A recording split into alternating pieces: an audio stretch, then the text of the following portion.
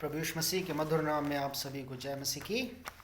हम परमेश्वर का एक बार फिर से धन्यवाद करते हैं कि हम आज के इस पवित्र दिन में परमेश्वर की आराधना करने के लिए अपने घरों में, अपने परिवारों में एकत्रित हुए हैं और इस माध्यम से हम परमेश्वर के वचन पर मनन करने के लिए तैयार हैं। आइए हम आज के संदेश पर मनन करने से पहले प्रार्थना करें। परमेश्वर पिता, हम बड़ी दीनता और नम्रता के साथ तेरे चरणों में आते हैं। धन्यवाद करते हैं प्रभु कि आज के दिन तूने हमारी ज़िंदगियों में, हमारे परिवारों में, ख़ानदानों में दिया। विशेषकर आज की इस पवित्र दिन में, जबकि हम तेरे भवन में नहीं जा सकते हैं, लेकिन प्रभु तेरे इस पवित्र दिन की पवित्रता को मानते हुए तुझे आदर देने के लिए अपने घरों में इस माध्यम से गीतों को गाते हैं, वचन को पढ़ते हैं, उस पर मनन करते हैं और तेरे वचन को सुनते हैं। प्रभु होने दे हमारा ये सब करना तुझे पसंद आए और हम सब ये जो भी तुझे आदर देते हुए करते हैं तुझे अपने हृदय से करने वाले हो सकें। विशेषकर जो भी आज का संदेश तू अपने पवित्र वचन के द्वारा हमारे तक पहुंचाना चाहता है, मैं अपने आप को, अपने मनन को, अपने विचारों को, अपने सोच को तेरे चरणों में सौंपता हूँ, ताकि जो भी आज यहाँ पर प्रचार किया जाता है वो तेरी इच्छा हो। वो तेरी इच्छा हर कोई जानकर तेरे वचन में, तेरी सामर्थ्य में बढ़ने वाला हो सके। अपने पवित्र आत्मा की सहायता से हमसे बोल और बातचीत कर, प्रभु यीशु मसीह के नाम से मांगते हैं, आमीन।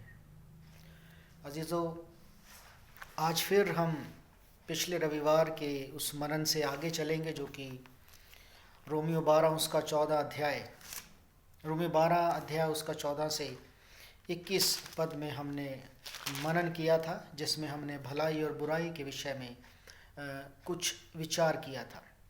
आज भी उसी भाग को हम पढ़ेंगे और उसके बाद हम उसी विषय पर एक कदम आगे अपने विचार को, अपने मनन को बढ़ाएंगे। रोमियो 12 अध्याय उसका 14 से 21 पद यहाँ इस प्रकार से लिखा है, अपने सताने वालों को आशीष दो, आशीष दो, श्राप न दो। आनंद करने वालों के साथ आनंद करो, रोने वालों के साथ रो। आपस में एक सा मन रखो, अभिमानी न हो, परंतु दीनों के साथ संगति रखो। अपनी दृष्टि में बुद्धिमान ना हो, बुराई के बदले किसी से बुराई ना करो। जो बातें सब लोगों के लिए निकट हैं उनकी चिंता किया करो। जो बातें सब लोगों के निकट भली हैं उनकी चिंता किया करो।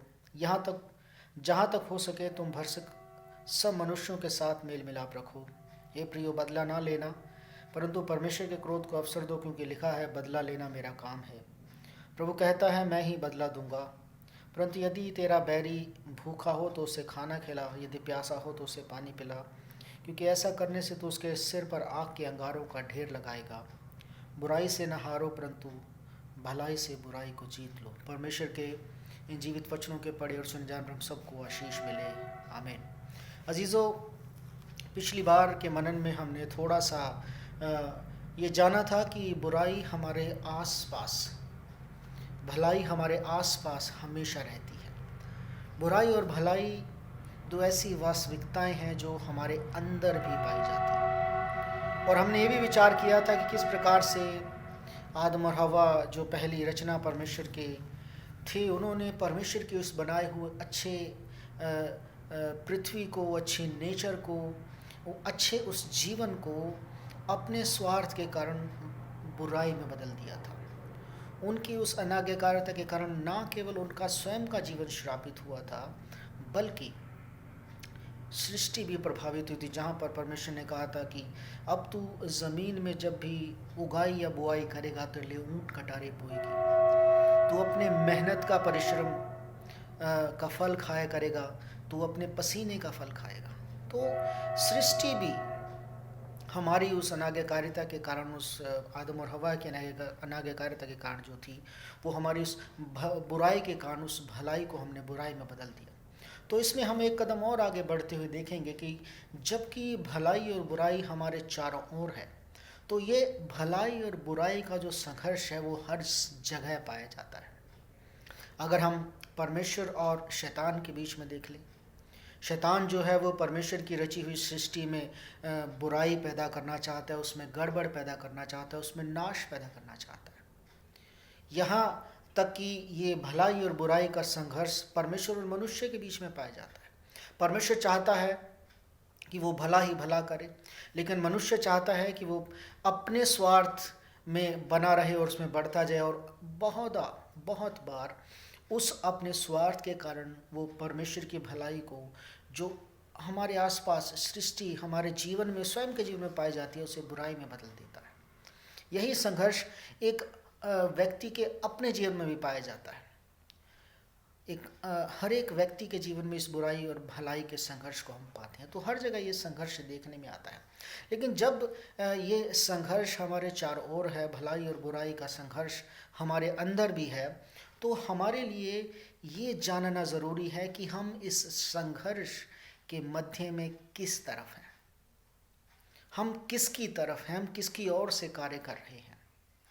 हम भलाई की तरफ से कार्य कर रहे हैं या बुराई की तरफ से कार्य कर रहे हैं।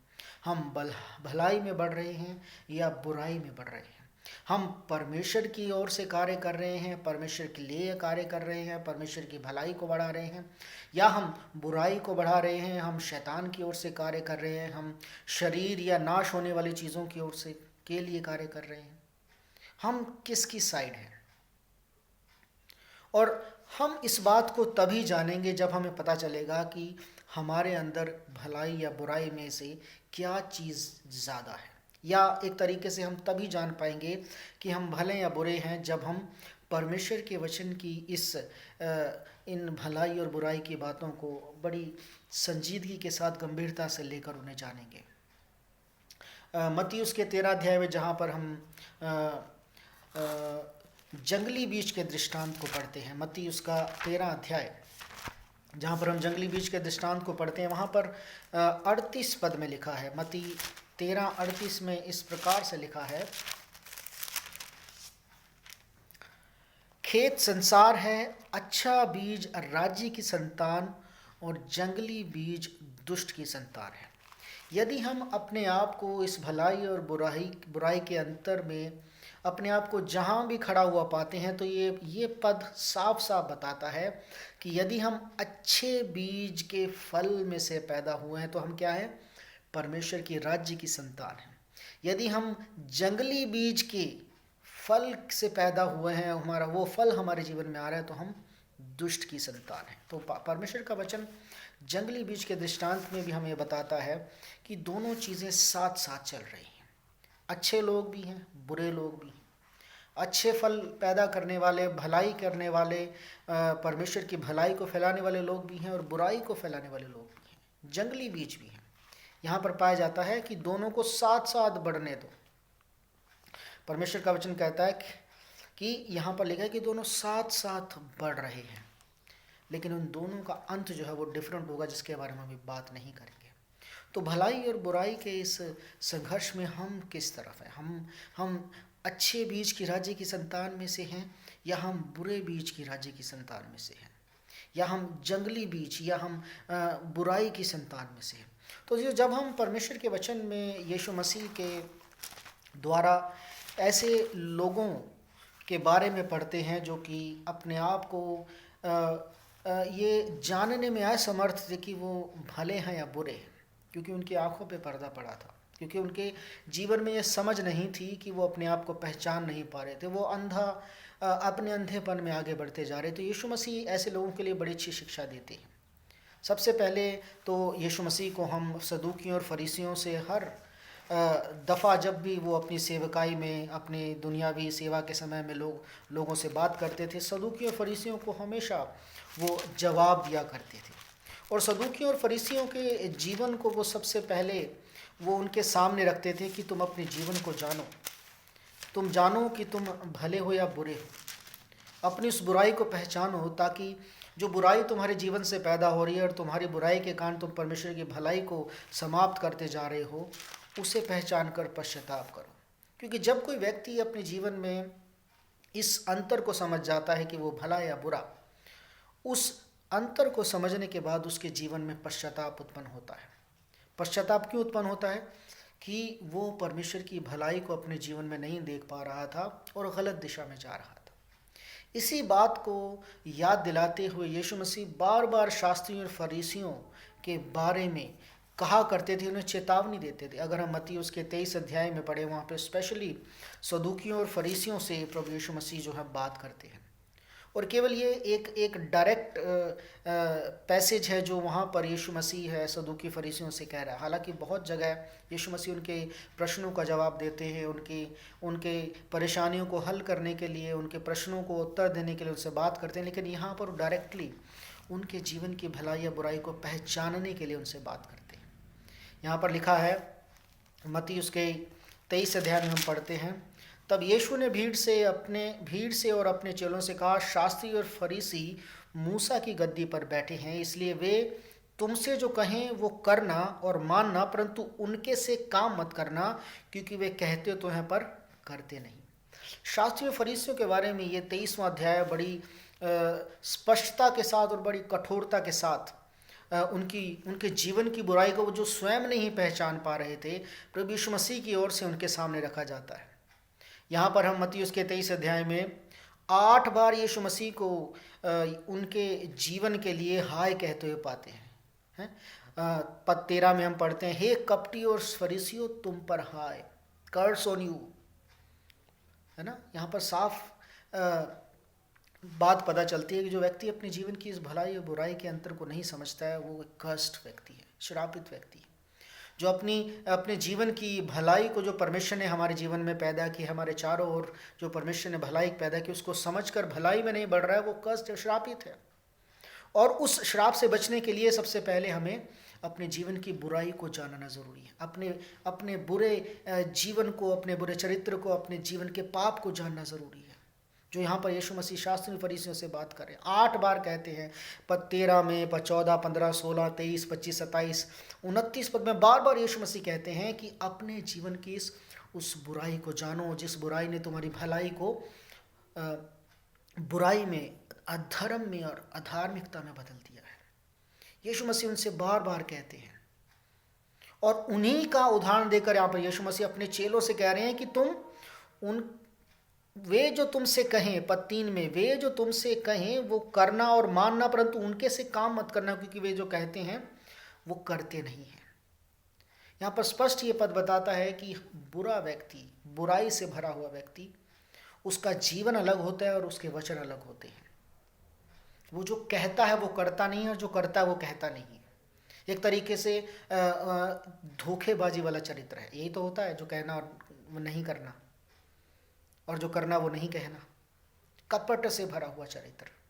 तो यहाँ पर यीशु मसीह शास्त्री फरीसियों के जीवन को सामने रखते हुए चेलों को बताते हैं कि उनके से बनना मत। बार बार यीशु मसीह उनकी बुराई को, उनके जीवन की बुराई को, अगर आप इस पद को पढ़ेंगे तो बार बार लिखा है, 14 पद में लिखा है, तुम विधवाओं के घरों को खा जाते हो और दिखाने के लिए बड़ी देर तक प्रार्थना करते रहते हो, इसलिए तुम्हें अधिक दंड मिलेगा। और जब वो मत में आ जाता है, लिखा है, हे कपटी और फरीसियों तुम पर हाय, तुम एक जन को अपने मत में लाने के लिए सारे जल और थल में फिरते हो, परंतु जब वो मत में आ जाता है अपने से दूना नारकीय बना देते हो। हे मूर्खों और अंधों, कौन बड़ा है, सोना या मंदिर जिससे सोना पवित्र होता है।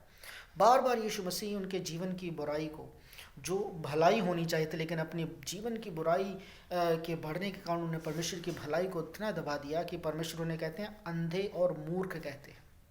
अंधा व्यक्ति नहीं जानता कि उसके आसपास क्या, उसके अंदर क्या है। एक बुराई से भरा हुआ व्यक्ति भी अंधा और मूर्ख होता है, जिसे कभी यह पता नहीं चलता कि परमेश्वर की भलाई को उसने बुराई में बदल दिया है। तो जिसको हम यहाँ पर शास्त्रीय फरीसियों के उदाहरण से समझने की ज़रूरत है कि हमें, जब प्रभु यीशु मसीह का वचन जब हमें चेताता है कि बुराई ना करो, तो हमें अपने जीवन की बुराई को जानना है ना। हम इंसान बड़े शातिर या बड़े चालाक होते हैं कि हम अपने जीवन की बुराई को जानने के बाद भी परमेश्वर के सामने एक्सेप्ट नहीं करते हैं, उसे ग्रहण नहीं करते हैं, उसके लिए पश्चाताप नहीं करते हैं।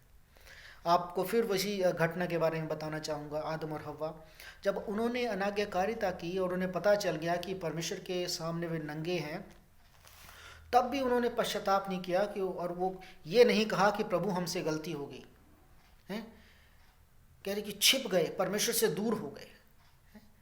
अक्सर जो हमारे जीवन की बुराई है, यदि हम उसको कायलता के साथ, कन्विक्शन के साथ जान लेते हैं, तो या तो हमें परमेश्वर के नज़दीक ले आएगी या परमेश्वर से बहुत दूर ले जाएगी।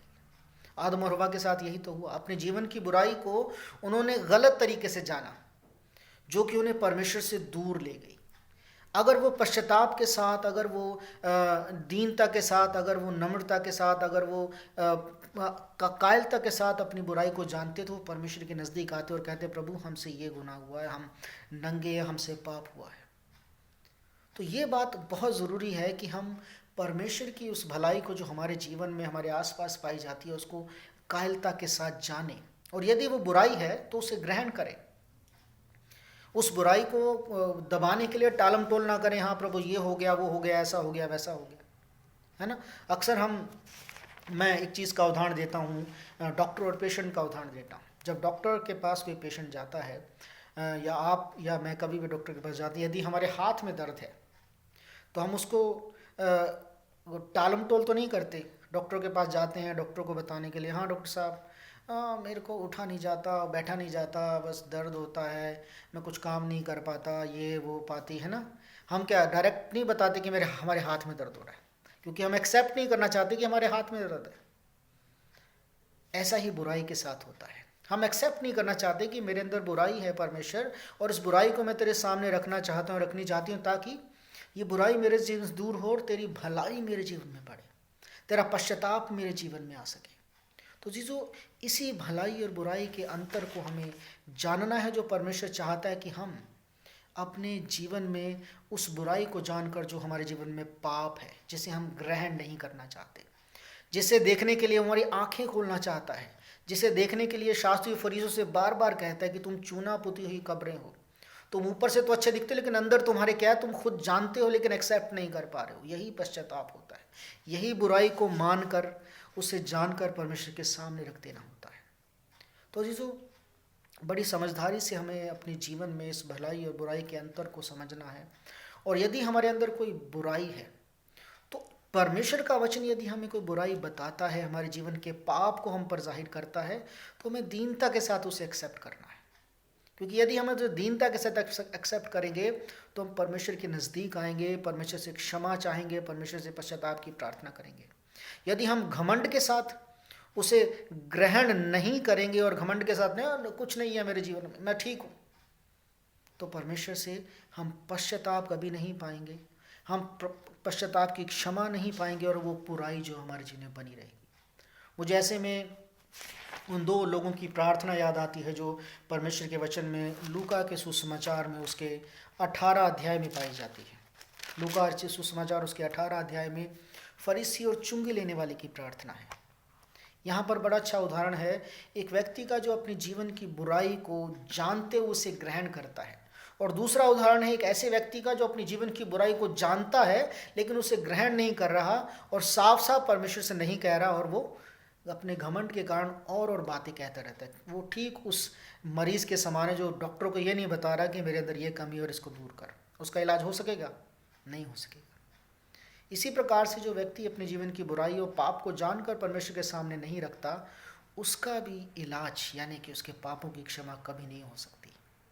यहाँ पर लूका रचित सुसमाचार उसका 18 अध्याय उसके 9 से 14 पद में लिखा है, उसने उनसे जो अपने ऊपर भरोसा रखते थे कि हम धर्मी हैं और हम दूसरों को तुच्छ जानते थे, ये दृष्टांत कहा। ऐसे व्यक्ति होते हैं, ऐसे लोग होते हैं, और ऐसे लोग हर जगह पाए जाते हैं। बाइबल में लिखा ना, जंगली बीज और धर्मी बीज सब एक साथ बढ़ रहे हैं। धर्मी बीज परमेश्वर के लोग, परमेश्वर की भलाई करने वाले, जंगली बीज शैतान के लोग, बुरे करने वाले, सब साथ साथ बढ़ रहे हैं। और ऐसे को डिफ्रेंशिएट परमेश्वर का वचन करता है, उसने उनसे जो अपने ऊपर भरोसा रखते थे कि हम धर्मी हैं, जो अपनी बुराई को जानते हुए भी ग्रहण नहीं, अपने पाप को जानते हुए परमेश्वर के सामने प्रकट नहीं करना चाहते थे। भजन संहिता में लिखे, धन्य है वो जिनके अपराध क्षमा किए गए, धन्य है वो जिनके अपराध ढांपे गए, क्योंकि उन्होंने परमेश्वर के सामने अपने पापों को मान लिया। भजनकार भी तो ये कहता है, हे परमेश्वर मेरे अंदर शुद्ध मन स्थिर आत्मा नए सिरे से उत्पन्न करता कि हम तेरे विरुद्ध पाप न करूं। मैं अपने पाप को मान लेता हूँ। तो यहाँ पर ऐसी दो व्यक्तियों के बारे में कहा है कि उनकी प्रार्थना कितनी अलग है। जो अपनी जीवन के पाप को, बुराई को जान लेता है, उसे ग्रहण करता है, उसे मान कर पश्चाताप करता है, और जो नहीं मानता और नहीं पश्चाताप करता। दो मनुष्य मंदिर में प्रार्थना करने के लिए गए, एक फरीसी था और दूसरा चुंगी लेने वाला।